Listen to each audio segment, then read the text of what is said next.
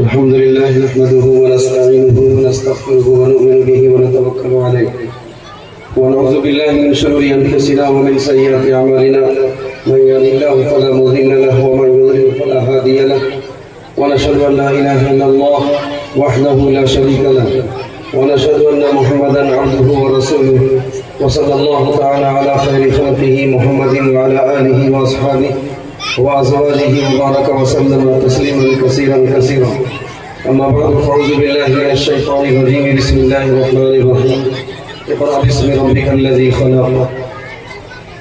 حضرات علماء کرام، مہمانان اعظام، دانشوران شہر منگیر، حاضرین مجلس اور سامعین مجلس، السلام علیکم ورحمۃ اللہ وبرکاتہ.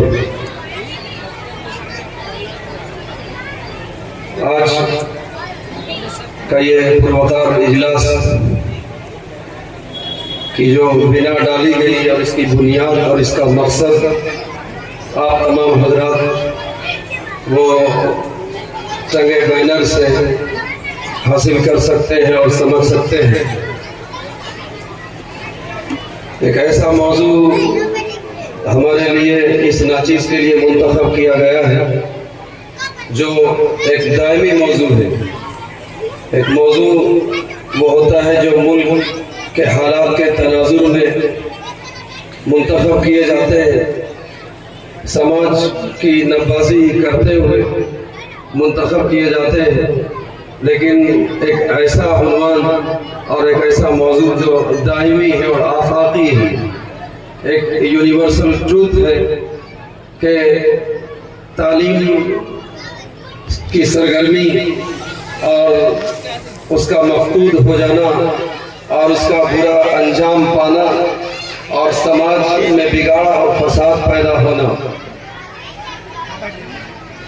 تعلیم ایک ایسی چیز ہے جس کو کہ قرآن مجید نے اس کی حوصلہ افزائی فرمائی، احادیث مبارکہ میں اس کی حوصلہ افزائی کی گئی، اور جن لوگوں نے تعلیم حاصل کیا وہ سربلند ہوئے، ان کو اللہ رب العزت نے عزت و تمکین عطا کی. اللہ رب العزت نے صحرا نشینوں کو تخت نشین بنا دیا. وجہ یہ تھی کہ ان لوگوں نے تعلیم کو اپنی ضرورت سمجھا، جیسے کہ کھانا پینا ضرورت ہے، جیسے کہ بجلی اور پانی ضرورت ہے، ویسے ہی تعلیم بھی ایک ضرورت ہے. تعلیم کی اہمیت کو ہم اس وقت تک نہیں سمجھ سکتے جب تک کہ ہم تعلیم کو اپنی ضرورت نہ سمجھیں. تعلیم کہتے ہی ہے حصول علم کو، اور حصول علم کتابوں کے ذریعے سے ہو سکتا ہے، اساتذہ سے حاصل ہو سکتا ہے. جب یہ دونوں سے ہمارا رشتہ کٹے گا تو ہم وہ ناہنجار ہو جائیں گے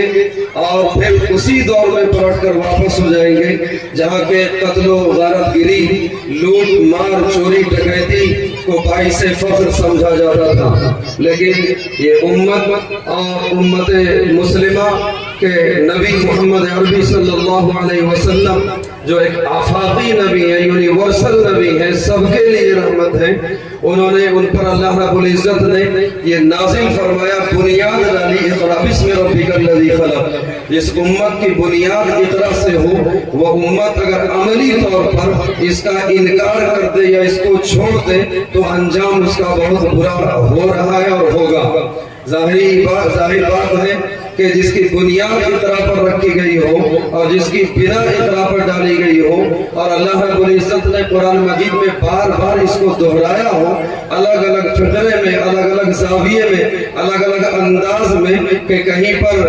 جہل اور پڑھے لکھے کی مثال پیش کی گئی ہو، کہیں پر نابینا اور بینائی کے ذریعے سے مثالیں دی گئی ہو، لیکن اگر اس کو ہم نہیں سمجھ سکے تو یہ ہماری محرومی قسمت ہے. حضرات گرامی، آج ہم مکانات کی بنیاد ڈالتے ہیں اور لگزریس زندگی گزارنے کے خواہاں ہیں، اور ہم یہ کوشش کرتے ہیں کہ ہم ایسے مکان بنائیں جہاں پر ہماری ज़िबाइश भी हो और आसाइश भी हो और इज्जत आबरू भी बची रहे और लोगों में स्टेटस हमारा बरकरार रहे। लेकिन जिसकी शनाख्त, जिस उम्मत की शनाख्त किताबों से थी, जिस उम्मत की शनाख्त इल्म से थी, जिस उम्मत की पहचान इल्म से थी, आज क्या हम अपने घरों के अंदर जहाँ पर वेल मेंटेन और फुल डिसेंट और डेकोरेशन का सामान फराहम करते हैं, क्या हमने ये कोशिश की कि अपने घरों के अंदर कोई शेल्फ ऐसा बनाए, कोई लाइब्रेरी ऐसी कायम करे, मस्जिदों के अंदर लाइब्रेरी, अस्पतालों के अंदर लाइब्रेरी, मोहल्लों के अंदर लाइब्रेरी और समाज के अंदर लाइब्रेरी का हमने ये फिक्र की। जबकि खलीफा मामून रशीद के दौर में सबसे बड़ी लाइब्रेरी जो बैतुल हिकमत के नाम से कायम हुई थी, बगदाद में कायम हुई थी, ताबलुस में हुई, उंदलुस में हुई, इस तरीके से वो विंग फैलता चला गया और पूरे अहद इस्लामी में जो है लाइब्रेरी का क़याम वजूद में आया। लेकिन जहाँ पर हम अपने बच्चों को खिलौने का इंतजाम करते हैं, उनको खुश करने के लिए बर्गर और पिज़्ज़े का इंतजाम करते हैं, क्या हमने ये समझा, इसको जरूरत समझा कि जब हम बाजार जाएं तो अपने नन्हे मुन्ने हंसते खेलते बच्चों के लिए कभी कोई इस्लामी मैगजीन ला कर दे दी या कोई और लिटरेचर की किताबें उनको ला कर दे दी। जब हम किताब से कटेंगे, जब स्टडी से दूर भागेंगे, जब हम लाइब्रेरी की तरफ जाएंगे नहीं, तो यकीनी बात है कि हमारा वजूद उन हैवानों की तरह हो जाएगा जो हैवान की ये नहीं जानता कि कौन हमारे मालिक का खेत है, किस खेत में हमें मुंह डालना है, किस हरियाली से हमें इस्तेफादा करना है। आज उम्मत का यही हाल है। उम्मत इस बुनियाद पर ज़लील और ख़ार और रुसवा हो रही है कि सबसे पहली चीज ये है कि तालीम से कटना, तालीम की अहमियत को नहीं समझना, तालीम को अपनी जरूरत नहीं समझना और शिकवा ये करते हैं कि गुर्बत है, खस्ता हाली है, मफलूकुल हाल है, जबकि हालात ऐसे नहीं है। हालात इस तरफ पर नहीं पहुंच चुके हैं कि जिससे कि मफलूकुल हाल समझा जाए। आज उलमाए किराम बैठे हुए हैं कि मुफ्ती बनना जरूरी नहीं है, आलिम बनना जरूरी नहीं है, हाफिज बनना जरूरी नहीं है, आलिम बनना जरूरी नहीं है, खतीब और वाइज बनना जरूरी नहीं है, लेकिन वुजू कैसे करेंगे ये जानना जरूरी है, नमाज कैसे पढ़ेंगे ये सीखना जरूरी है, मैयत को दफन कैसे करेंगे ये जानना जरूरी है, क्या हलाल है क्या हराम है ये जानना जरूरी है, क्या जायज है और क्या नाजायज है ये जानना जरूरी है, क्या सही है और क्या गलत है ये जानना जरूरी है। तालीम के जरिए से हमारी जो ज़हनी सतहियत है, जो इंटेलेक्चुअल लेवल है, वो उसका लेवल अप होता है। जब इंटेलेक्चुअल लेवल डाउन होगा तो यकीनी बात है कि माँ बहन की इज्जत को तार-तार करने पर 2 मिनट के अंदर आमादा हो जाते हैं। चाय के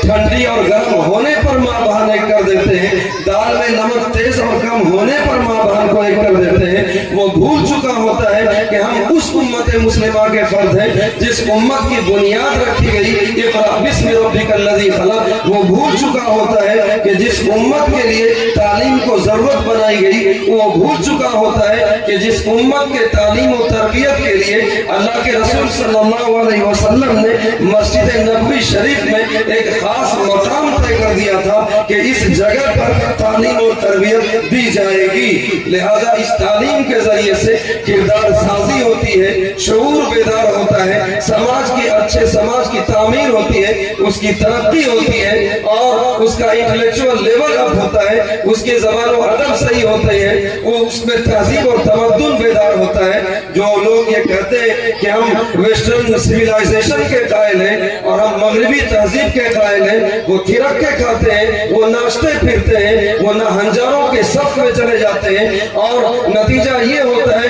कि इस हद तक पहुंच जाते हैं कि वो ये नहीं समझते कि कौन मुहतरम है, कौन मुकर्रम है और कौन क्या है, बड़े छोटे की तमीज नहीं रहती। लिहाजा इस उम्मत का अव्वलीन फरीजा ये है कि इक़रा पर ईमान लाया जाए, जो कि ला चुके हैं अल्हम्दुलिल्लाह, लेकिन अमली तौर पर उसको दिखाया जाए। इन बच्चों ने जो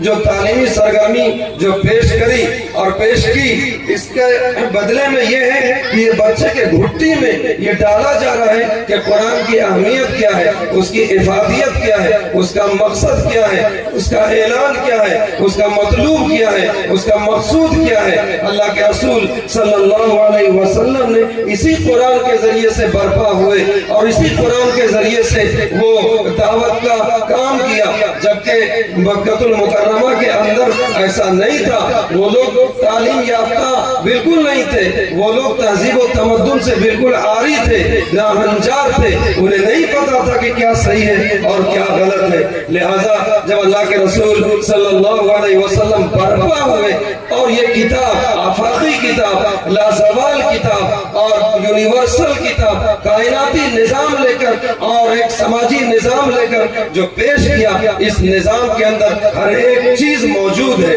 جس کو لوگوں نے چھوڑا۔ آج پوری دنیا کا یہ ریشیو ہے، یہ ریشیو ہے، ریکارڈڈ ریشیو ہے اور بالکل ڈیٹا بیسڈ ہے کہ سب سے زیادہ جو کتابوں کا مطالعہ نہیں کرنے والی قوم ہے وہ امت مسلمہ ہے۔ کتابوں سے دور رہنے والی جو قوم ہے وہ امت مسلمہ، یہ ڈیٹا بیس ہے، ڈیٹا بیس، کوئی ڈھکی چھپی بات نہیں ہے۔ یہودیت جو جیوز ہیں وہ سب سے زیادہ کتابوں کا مطالعہ کرنے والی قوم ہے۔ جو قوم کتابوں سے کٹے گی، جو قوم علم سے دور رہے گی، یقینی بات ہے کہ وہ رسوا ہوگی۔ جو کورس ہے، جو معدنیات کے جو کورس اور خلیج جس کو بولتے ہیں، جو کمندے ڈالتے ہیں چاند پر، ایسا نہیں کہ قرآن نے انکار کیا۔ قرآن نے فرمایا الذین یتفکرون فی خلق السماوات والارض ربنا ما خلقت ھذا باطلا۔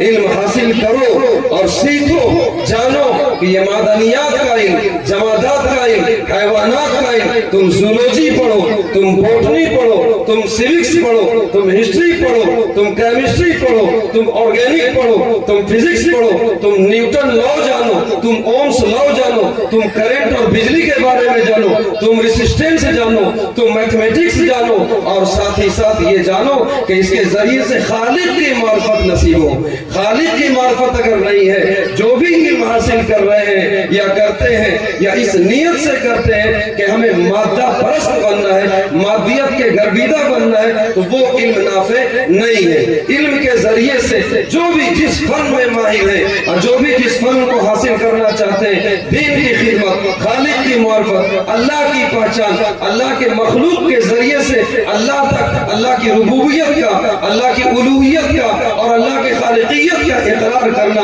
یہی اصل مقصد ہے۔ لہذا ضرورت اس چیز کی ہے کہ ہم علم حاصل کریں، کتابوں سے رشتہ جوڑیں اور قرآن سے اپنا رشتہ مضبوط کریں۔ لائبریری کا قیام اس کو وجود میں لائے، لائبریریوں کو مسجدوں کے اندر کتابوں کا ذخیرہ فراہم کریں، گھروں کے اندر کم سے کم سیلف اسٹڈی کے لیے ہر گھر میں، آج جس گھر میں جائیے شوکیس میں آپ جو دیکھ لیں گے ڈنر سیٹ اور شربت سیٹ اور یہ سیٹ اور وہ سیٹ، صوفہ سیٹ، سب کچھ مل جائے گا۔ اگر نہیں ملے گا، نہیں ملے گی تو صرف کتابیں نہیں ملے گی۔ پہلے یہ ہوتا تھا کہ جب کسی کے دروازے پر، کسی کے گھروں میں جب آپ جاتے تھے تو ڈائننگ ہال ہوتا تھا اور اس کے ٹیبل پر کوئی نہ کوئی کتابیں ہوتی تھی جس کے متعلق تبصرہ ہوتا تھا، تبادلہ خیال ہوتا تھا، افہام و تفہیم کی باتیں ہوتی تھی۔ یہ سب ختم ہو گئی، اس لیے ضرورت اس چیز کی ہے کہ ہر گھر کے اندر آپ لائبریری قائم کریں، ایک شیلف طے کریں جس میں کہ کتابوں کا ذخیرہ بنائیں،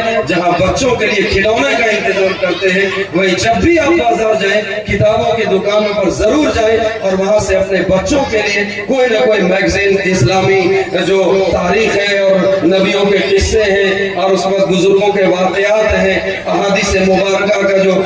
کتابیں ہیں وہ ضرور لائیں اور اپنے بچے کو جیسے عیدی دیتے ہیں ویسے یہ تحفہ اس کو فراہم کریں۔ اللہ تعالیٰ ہم سبوں کو عمل کی توفیق دے۔ ربنا تقبل منا انك انت السميع العليم وتب علينا انك انت التواب الرحيم۔